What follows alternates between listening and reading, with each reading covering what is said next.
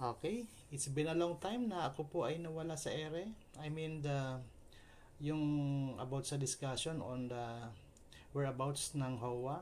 So, ngayon po tayo po ay magdi-discuss ng isang senaryo sa isang subdivision sa aming HOA. Pero siyempre, ang kasalukuyan nakikita yung video ay isa ito sa mga pastime ko. Nagmo-motovlog tayo, so habang sinasamahan nyo akong nagmo-motovlog, nag-long ride, ay makinig po tayo sa ating discussion with regard to a certain topic about sa HOA, no? Okay, so tayo po ay nasa Tagaytay at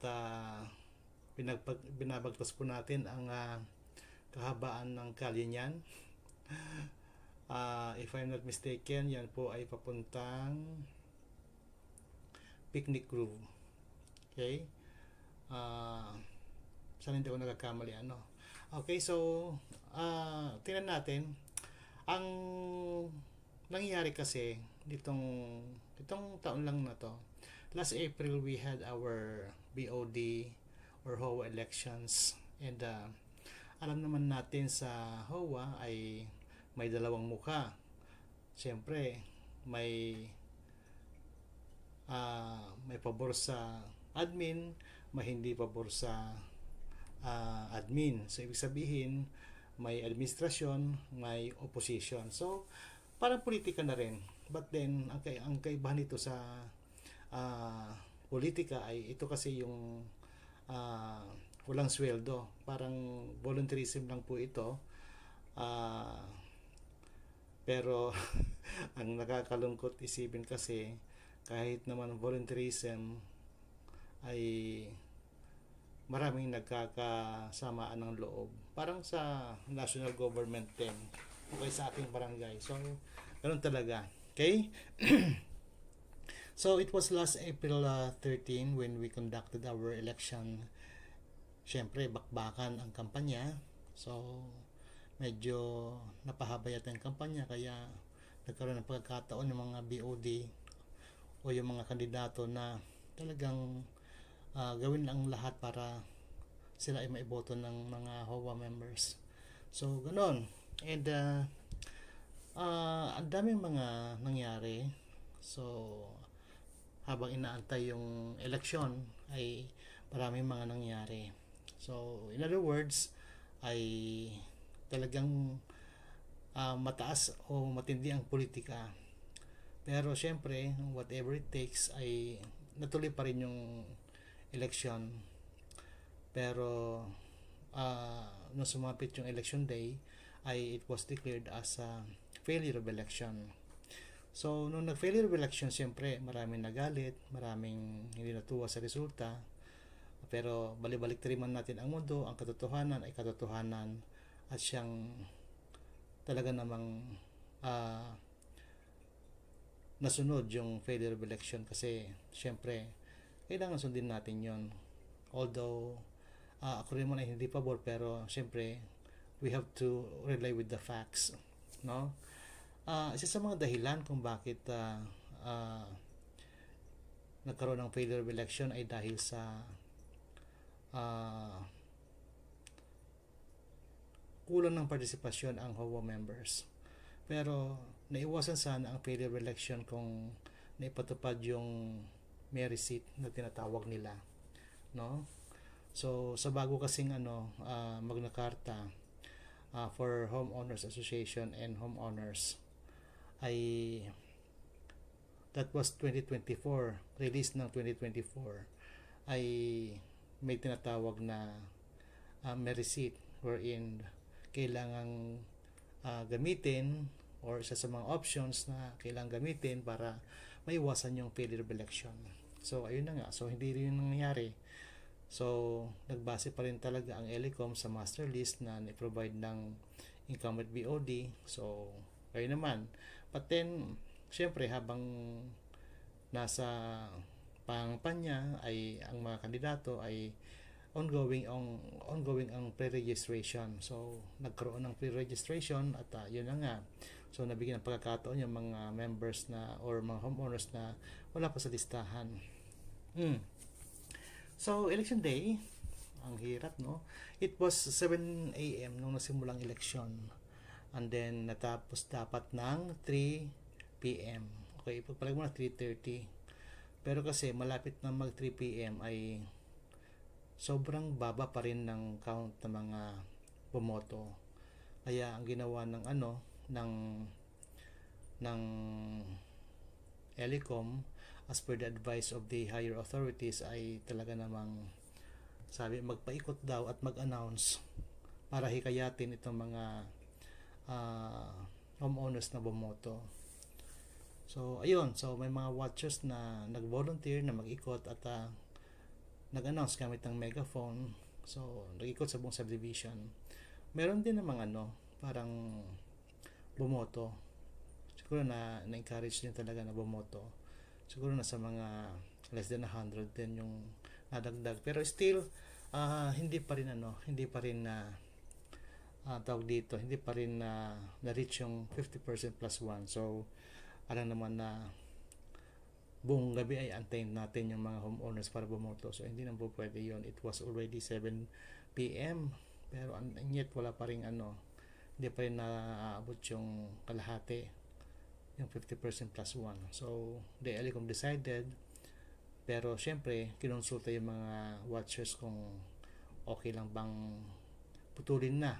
Kasi, past 7 na, and it is supposed to be ended by 3 p.m. or 3:30. Pero, dahil nga napag-usapan ng Elecom na i-extend yung butuhan ay naging hanggang 7 p.m. Ayun. But unfortunately, ay hindi pa na-reach yung 50% plus 1. So, ayun. So, after those happenings, nagkaroon ng hindi pagkakaunawaan. Pero syempre, Elecom is Elecom. At syempre, after sila sa election report, minutes of the elections na kailangan isubmit sa DSOD. So, na-submit and it was acknowledged already or also by the DSOD na meron nga talagang failure of election. So, that's what happened. And then, kompleto ang requirements ng Elecom when they submitted those documents. Ang tanong bakit daw nagkaroon ng failure of election? Kasi nga, hindi nga na-reach yung 50% plus 1. So, ganon. So, pag ganun kasing sitwasyon ang nangyari ay bababa si DSUD para sila ang magtandak ng kasi kapag ito kasi sa bagong guidelines, kapag nag-failure of election, so lahat naka-freeze, pati yung posisyon ng mga incumbent POD ay naka-freeze. So ibig sabihin, base sa bagong Magna Carta ay walang magpa-function na BOD. So lahat naka-freeze, lahat ng transactions and everything. So walang officer na magmamando. Okay? So lahat, so parang wala lang, parang isang community na walang leader, walang so by your own. So yun ang nangyari. And then it is supposed to be 5 days or even that the same month dapat nakababa ng DSOD. So si DSOD ay hindi nakababa agad kasi nga ang dami nilang kinakailangang puntahan kasi ang dami rin talagang nag-failure of election. So that's what happened. So we are scheduled June daw, and then if not June ay first week of July. So after how many days or months maybe ay bumaba si DSOD. Okay? So sila ang nag-conduct ng selection and appointing interim officers of 5 interim officers. So yun, so nagkaroon ng orientation sa isang GA na ipinatawag nila. So bago yan, may bumabang order galing sa region, and sa order na yun ay naka-attach yung announcement na by this ay kailangan magkaroon ng General Assembly. So may grupo ng homeowners na na-assign para i-prepare yung venue na pagdarausan ng GA, which is to be facilitated by the DSUD. So dumating yung yung GA Day. Siyempre andyan yung mga representative ng DSUD, so na-discuss sa amin yung guidelines. So sabi nga ay kailangang makapag-appoint ng 5 interim officers, so hanggang 5 lang. And then ayun, so lahat ay nakaangkla sa guidelines. So kung 5 lang, okay, automatic sila na, pero kailangan ma-verify yung kanilang identity at dapat sila ay bona fide member ng HOA. So sa tingin ko, o sa nangyari ay more than 5, more than 10 actually, parang 13 yung, so ang nangyari, so they were all acknowledged pero hindi lahat ay makakaupo, so nagkaroon ng draw lots. Okay, so nagkaroon ng draw lots, and nag-assign din si o nag-ask ng volunteers na maging witness doon sa proseso. So I was one of the witnesses, 2 lang kami. So ayun, so binantayan kong maigi kung ano yung proseso. So ayun, so maayos naman yung draw lots. So syempre may negative, may positive ang dating. So kinukomplain nila yung yung yung nabunot na disqualify, ganyan. Pero malinaw ang sinasabi ng DSUD representatives na meron bang kayong katibayan, pinanghahawang katibayan para ma-disqualify si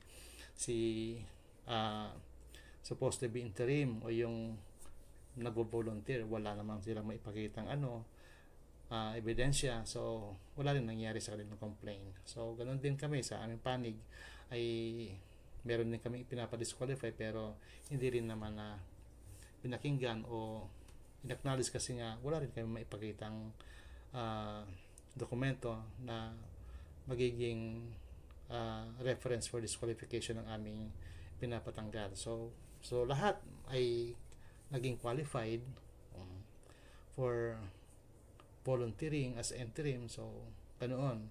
So napasa mo sa draw lots, pero syempre 5 lang talaga ang kailangang manalo.